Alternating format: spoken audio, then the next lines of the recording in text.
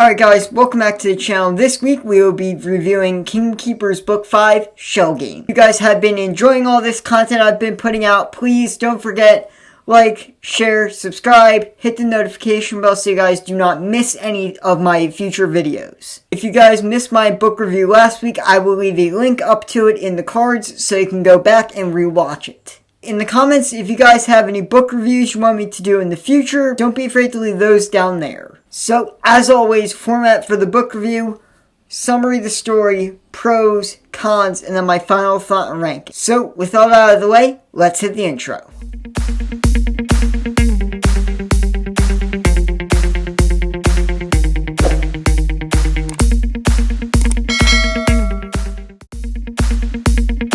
So, book starts out with the Overtakers officially starting their main attack on what the Keepers called the base, which is this giant command center for the park, which controls just about everything. So, the Keepers soon have to take the battle to the high seas when they are obligated to go on this Disney cruise on the ship, the Disney Magic, which is introducing the DHIs into Disney's cruise lines. So, obviously, the Keepers are not the only ones on the ship. The Overtakers are using it to try and get the Castaway K to start their next phase of their plan. So, obviously, the Kingdom Keepers have to stop whatever plan they have before it is too late.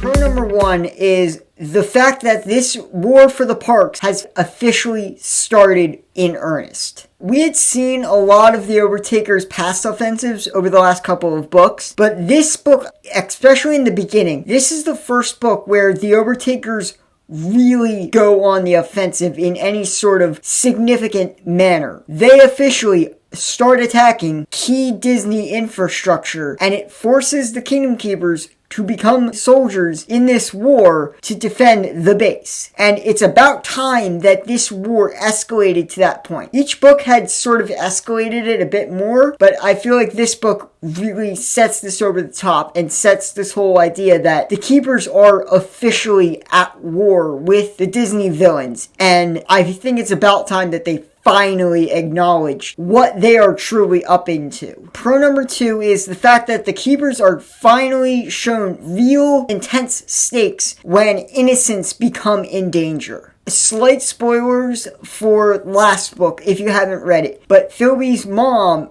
got attacked by Greg Wulowski, and that was pretty traumatic for Philby, obviously. But in this book, the OTKs go another step further. They try and tase Maybeck, but end up tasing his aunt instead. And this is the end of the spoiler section. But I feel like this is a great example of showing the Keepers that the Overtakers still aren't messing around. They don't care. They will hurt whoever to get to the Keepers. And I feel like this is really pushing the Keepers to try and finish this war without getting anyone else in danger. It puts this war into perspective for the Keepers, that the Overtakers are willing to go that far to hurt them. Pro number three is the tension that's developed between Finn and Philby within this book. We had seen a bit of this tension last book, but I feel like it really comes to a head in this book, because Wayne's clearly starts to favor Philby over Finn, and Finn does not take this well. Like, he thinks that Wayne's trying to push Philby as the leader and not him. This causes a lot of tension that's really needed to happen, and I feel like it's a really good time that this happened. It makes sense that a struggle like this would happen. He just starts to consider himself so much superior to the others because Philby's got such a big head that he's able to understand all the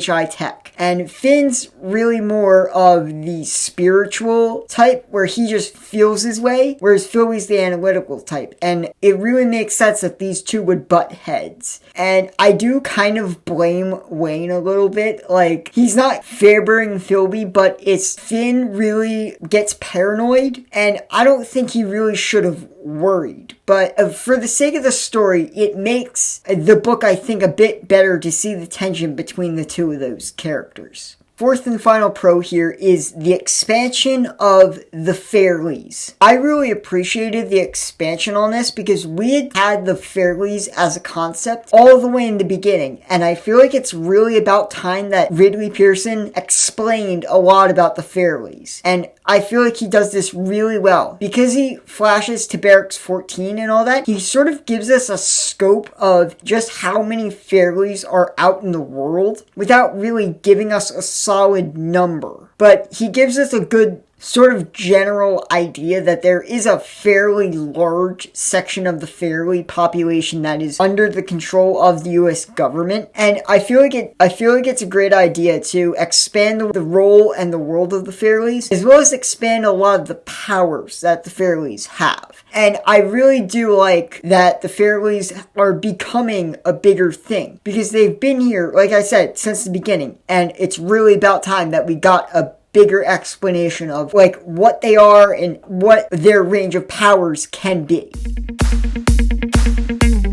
Kicking off the con section for the first and only con is the relationship struggle that goes on within this book. Don't get me wrong, these relationships aren't that bad. They aren't badly written. I appreciate them, but the one thing I don't love is kind of how much of the parts of the book that when they're not DHIs are devoted to this. Like, I get they're at that age where this would be a thing, but I feel like Ridley Pearson could dial it back and not have this such a center point. Like, it kind of bothers me slightly. It doesn't dampen my overall enjoyment of the book as a whole, but it kind of drives me a bit nuts. Like, come on, you guys are dealing with the Overtakers. Do we have to deal with this right now? Don't get me wrong, I know, like I said, they're at their age and they've been doing this a while. Relationships would form, but I feel like he could tone it back just slightly and it would make the book a lot better for me personally. But I'm just going to assure you, the relationships in this book are really well written. I just feel like he can tone it back a little bit.